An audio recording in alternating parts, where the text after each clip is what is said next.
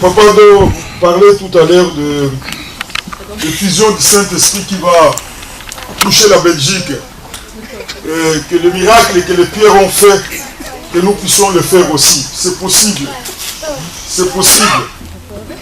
Tout simplement à condition que nous puissions nous aimer les uns les autres.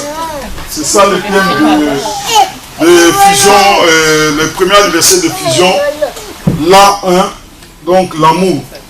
Dieu ne peut pas parler en vain. Si Dieu parle encore de agapao, l'amour sincère, l'amour qui vient de Dieu, c'est que dans nos cœurs, il y a encore des choses qu'il faut travailler.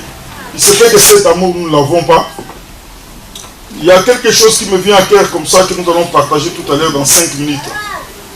Dans Jonas 2,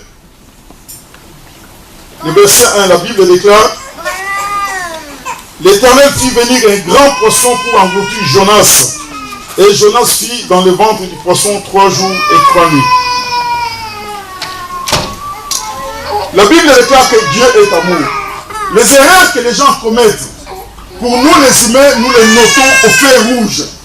Ces erreurs-là, on ne peut pas les oublier parce que tellement fait ceci, tellement fait cela, on ne les oublie pas. Cet homme ici, Jonas, il est envoyé en mission. Dieu l'envoie en mission. Au moment où il obéit, mais il obéit autrement, il ne prend pas la destination que Dieu a voulu, il prend une autre destination. La situation change, il y a une tempête, il y a des vents qui secouent le navire.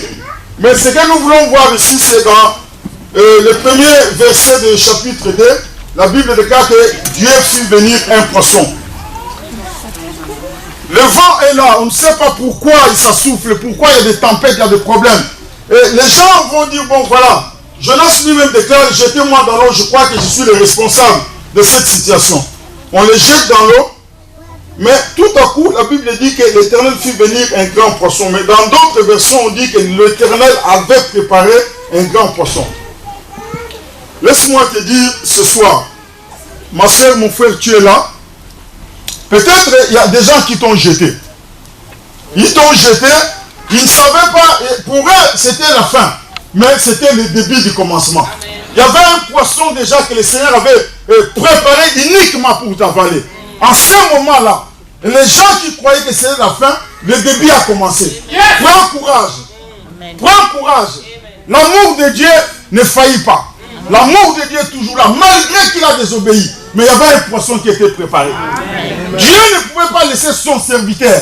Quel que soit ce que tu traverses, Dieu ne te laissera pas. Amen. Il y a quelque chose qui a été préparé. Vous savez, mes frères et sœurs, ce poisson n'attendait que Jonas soit jeté. Il y a un moment donné, le poisson même se demandait, mais on va le jeter quand? Je voulais te dire, tes problèmes, les solutions viennent avant les problèmes. Amen. Dieu avait déjà préparé ces poissons avant. Avant que Jonas soit jeté dans l'eau, les poissons étaient déjà préparés. Je voulais te dire que Dieu n'est pas un sapeur-pompier de la Belgique. Parce que les sapeurs-pompiers n'arrivent que quand il y a l'incendie. Mais Dieu n'arrive pas quand il y a l'incendie. Dieu prépare déjà. Amen. Il avait déjà préparé les poissons. Pas un poisson, mais un grand poisson. Pour que Jonas n'ait pas du mal, qu'il ne soit pas coincé. Dieu prépare un grand poisson pour toi. Quelles que soient les situations, il y a un poisson qui va t'avaler pour que tu sois dans le confort. Le confort de Dieu. Amen. Le monde nous a habitués qu'avant, dans le monde, on dit que quand une porte se ferme, une autre porte s'ouvre. Mais dans la Bible, ce n'est pas comme ça. Dans la Bible, Dieu ouvre déjà une porte avant que celle-là ne se ferme. Amen. Et en ce moment-là que Jonas croyait que c'est fini, il y a un requin qui va m'avaler, mais il y avait une porte qui était déjà ouverte. Il y a un poisson qui était déjà préparé pour que ça puisse avaler Jonas. Je voulais te dire que le problème que tu traverses, ça signifie ceci. Dieu a déjà ouvert une porte, comme toi tu ne vois pas. Dieu est obligé de provoquer le problème. Pour que toi tu vois la porte qui est ouverte déjà. Si Jonas n'était pas jeté dans l'eau, les poissons allaient même demander pourquoi on m'a préparé pour cette situation. Il y a des solutions, il y a des réponses qui t'attendent. Dieu cherche des problèmes. Dieu cherche des problèmes pour toi. Les problèmes que tu traverses ont déjà les réponses dans l'éternité. Parce que Dieu n'est pas surpris. Tout ce qui arrive dans ta vie, Dieu n'est pas surpris. Son amour est plus grand que tes fautes. Son amour est plus grand que tes erreurs. Jacob est allé chez Laban. Jacob n'avait pas l'intention d'épouser autant de femmes ou avoir autant d'enfants. Il est allé épouser Rachel, la belle femme. Cette belle femme que Jacob a craqué pour elle. Mais les circonstances de la vie ont fait que les traditions, les coutumes ont fait que Jacob puisse épouser d'abord Léa, après vient Rachel, après les Dina, après les servantes. De tous ces unions-là sont sortis 12 enfants sans compter Dina, qui est la femme à cette époque-là. Les femmes étaient négligées, elles n'étaient pas comptées. Mais les erreurs de Jacob, Dieu les a utilisées pour fonder un pays qui s'appelle Israël. Amen. Amen. Les 12 tribus d'Israël. Ne considère pas les erreurs que tu as commises dans la vie. Ces erreurs-là sont des erreurs du passé. Dieu peut prendre ces erreurs-là. La Bible dit qu'il change le mal en bien. Il peut changer les choses aujourd'hui. Dans notre pays, la Belgique, si tu vois beaucoup de soucis dans ce pays, parce que les gens croient que j'ai commis trop d'erreurs, je ne vais pas supporter que les huissiers viennent à la maison, vaut mieux même me tuer avant. À cause, ils ne savent pas que Dieu peut changer le mal en bien. Nous avons une mission dans ce pays de donner encore l'espérance aux gens. Amen. Nous avons encore la mission dans ce pays d'être le sel et la lumière du monde. La Belgique a besoin de nous. Ce pays a besoin de nous.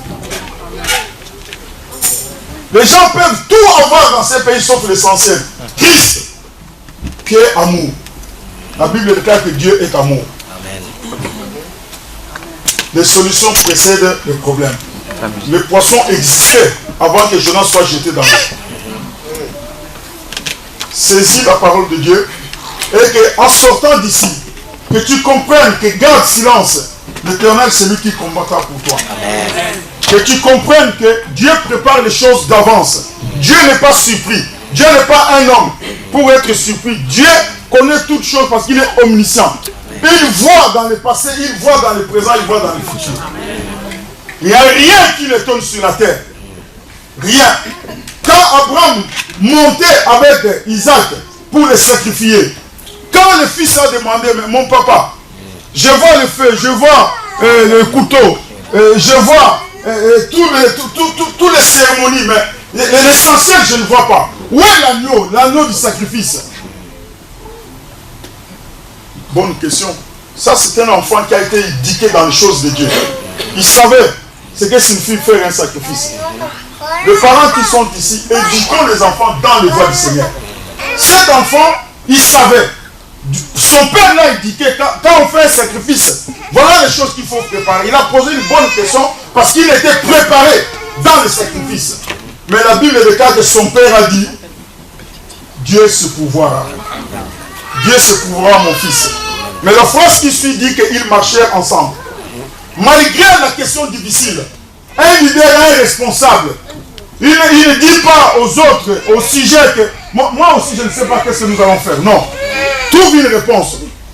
Une réponse pour dire que Dieu se pourvoira. Amen. Comme Dieu se pourvoira, ils sont arrivés à la montagne. La Bible déclare qu'il y a un bélier qui les attendait. La Bible dit que quand Abraham a préparé l'enfant pour le sacrifier, la Bible dit qu'il a regardé.